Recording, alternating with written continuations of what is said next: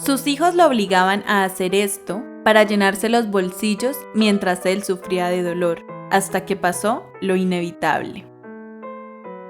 Ana no siempre fue una niña ejemplar, le gustaba mucho hacer travesuras y constantemente se metía en problemas. Cualquiera diría que era esa oveja negra de la familia, o tal vez una especie de oveja gris, un gris con tono muy oscuro. Tenía una imaginación desbordante que la llevaba a escalar muros para encontrar tesoros perdidos, trepar árboles para convertirlos en hermosos castillos, descifrar nuevos idiomas y conectar cables e hilos amarrados a vasos para comunicarse de una manera diferente con sus amigos del barrio. Mientras otros niños de su edad preferían jugar con juguetes, a las escondidas, con la pelota y escuchar los cuentos de sus padres antes de dormir, Ana pasaba horas dibujando y creando sus propias historias basadas en las experiencias del día a día. Soñaba despierta, imaginando esos mundos que tanto le complacía plasmar en el papel. Ella era diferente al resto, pero eso no era ningún problema para ella, nunca lo fue.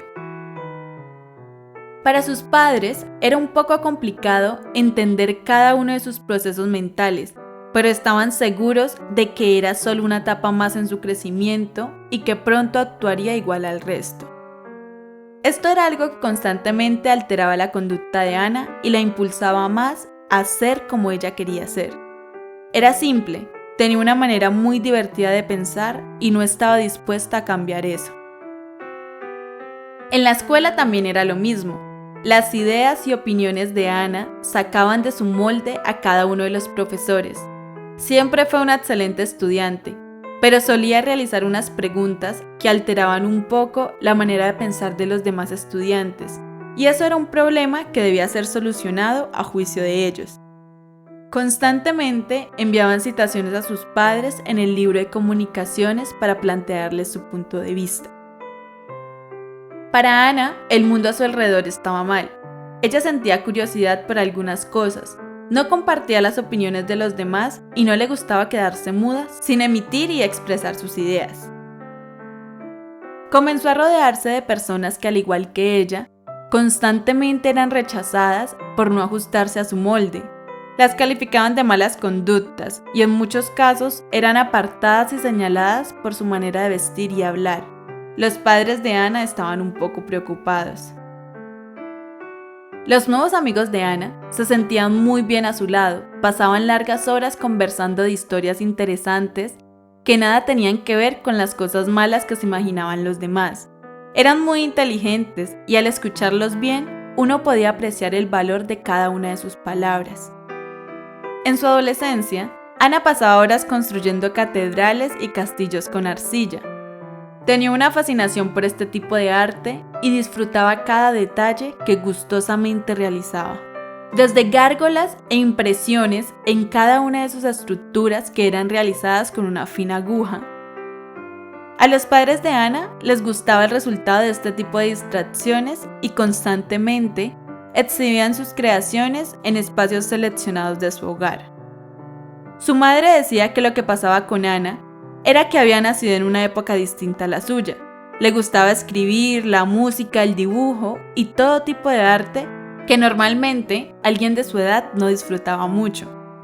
Uno de sus primeros instrumentos musicales fue un pequeño piano que utilizaba para componer sus propias melodías. Nunca aprendió a leer partituras, pero tenía un oído espectacular y le agradaba el resultado. Luego decidió aventurarse y tener un violín, pero aunque lo tocaba muy bien, no sintió la misma atracción que con el piano. Lo mismo le pasó con el cuatro, arpa y maracas, que eran instrumentos obsequiados por sus queridos abuelos maternos. Con el tiempo, y a medida que iba creciendo, sus padres le regalaron un teclado un poco más grande, y ella pasaba horas tocando y aprendiendo nuevas composiciones, hasta que se convirtió en adulta y quería un piano de verdad. La primera conexión que tuvo con un piano de verdad, como le decía ella, fue en la casa de la abuela de una vieja amiga suya. Era una casa muy antigua. Para Ana era un museo. Se podía apreciar el olor a tiempo transcurrido. Esta experiencia Ana la disfrutaba muchísimo.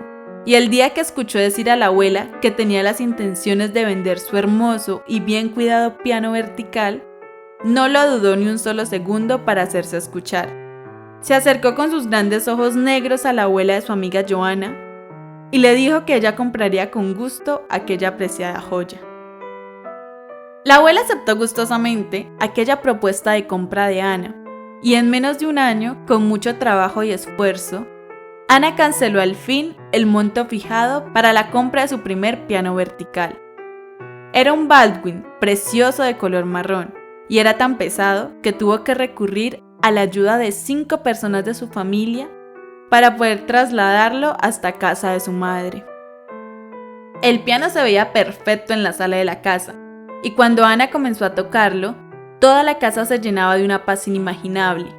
Daba mucho gusto escuchar sus melodías, y aunque le faltaba afinar un poco sus teclas, cada una de ellas parecía tener su propia personalidad. Ana se sentía dichosa y complacida de poder tener esa gran oportunidad en su vida.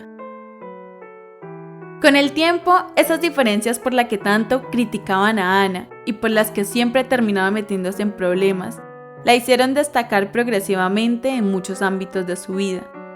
Poco a poco se fue rodeando de gente brillante y ya no se sentía como un bicho raro. Todo tenía sentido y se sentía muy bien tener la seguridad suficiente para defender las cosas que la hacían verdaderamente feliz. Ella aborrecía las injusticias en cualquiera de sus formas, desde aquel indefenso perro prisionero de la planta baja que estaba limitado a mirar el mundo exterior por un pequeño desagüe, hasta las personas que juzgaban sin saber a los hijos de otros. Cuando Ana escogió la educación integral como su primera opción a estudio de la universidad, todos le decían que pudo haber escogido una carrera mucho mejor. Estaba lo suficientemente preparada para estudiar ingeniería, arquitectura o diseño si así lo hubiese deseado. Pero simplemente a ella no le interesaba ninguna de estas. Lo tenía muy claro desde ese momento que vio clases de historia universal con la mejor profesora del mundo. Camila Sabatino era su nombre. Y fue gracias a ella que Ana encontró su verdadera vocación. Gracias a esas clases de la profesora Camila, se despertó en Ana un grandioso deseo por aprender y enseñar sus incontables conocimientos. Y siempre lo hacía. Empezó desde muy pequeña con su pequeña hermana, le enseñó las primeras letras y luego de a poco le contaba emocionantes historias del tiempo. Gracias a sus grandes análisis de momentos épicos de la historia, su hermana sintió la motivación necesaria para enriquecer continuamente sus conocimientos. Nadie imaginaba que al graduarse de licenciada en educación integral, Ana se destacaría notablemente en cada una de las áreas que más le gustaban, aquellas por las que sentía verdadera pasión. Siendo educadora, aplicaba cada una de sus artes y lo mejor de todo es que impulsaba a aquellas personas que eran consideradas diferentes a la consecución de sus logros. Para ella no había límites para alcanzar los sueños. Con la técnica adecuada, un amigo de verdad y amor se podía lograr. Cuando tenía 28 años, tuvo la bendición de iniciar un pequeño proyecto de formación integral dedicado a incorporar a las personas con diversidad funcional y de tercera edad en actividades productivas para la sociedad. Por medio de este hermoso proyecto, Ana buscaba que las personas aprendieran a valorar sus potencialidades de crecimiento y esa capacidad que tenían de superarse a pesar de las dificultades o impedimentos que pudiesen tener. El proyecto alcanzó el éxito esperado y fue tanto su crecimiento que en poco tiempo Ana debió buscar un poco de apoyo para seguir aplicando sus enseñanzas adecuadamente. Era muy bonito ver cómo su proyecto se iba alimentando a través de las buenas acciones de personas desinteresadas. Y del otro lado, era muy triste darse cuenta de la cantidad de personas que dentro de sus limitaciones no veían una oportunidad de superación. Cada vez que Ana salía de su casa, se encontraba con imágenes que la impulsaban a seguir. Un día de mayo, al cruzar la calle, casi se tropieza con un señor de avanzada edad que tirado en el suelo se encontraba pidiendo dinero. Le faltaban ambas extremidades, era evidente. Esta situación molestó mucho a Ana. Le pareció un acto de inhumanidad colocar al señor en ese cuadro despiadado. soportando dolor durante todo el día para obtener dinero que fácilmente se podía conseguir siendo productivos.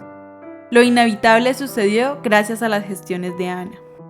Realizó formalmente una denuncia ante las autoridades más cercanas en contra de los hijos del señor Ramón. Su nombre era Ramón, porque tenía un nombre. Para ella no era el señor sin piernas o mocho que pedía en la mitad de la calle.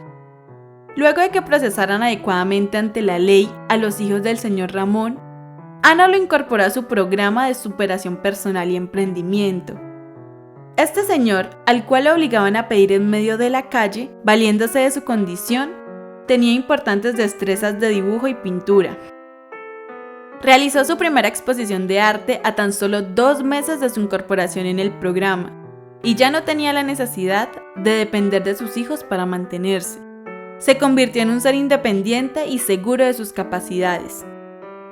Lo más importante de estas experiencias era desarrollar las capacidades necesarias para aprender a utilizar nuestras habilidades y ayudar a otros en el proceso.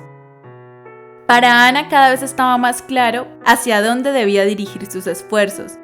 Enseñar se había convertido en uno de los más grandes tesoros, y era algo por lo que estaba decidida a luchar. Luego de una década de grandes proyectos, Ana se siente dichosa. Nunca ha dejado de creer en las potencialidades de desarrollo y crecimiento que existen dentro de cada persona. Y aunque ha tenido la oportunidad de retirarse y vivir tranquila por lo que le resta de vida, no está dispuesta a abandonar a cada uno de esos personajes que, al igual que ella, en algún momento de su vida fueron descartados por ser diferentes. En su mente ya no existe lástima hacia otras personas. Es capaz de sentir compasión, pero la transforma y las convierte en una nueva oportunidad para destacarse y alcanzar un gran propósito de vida.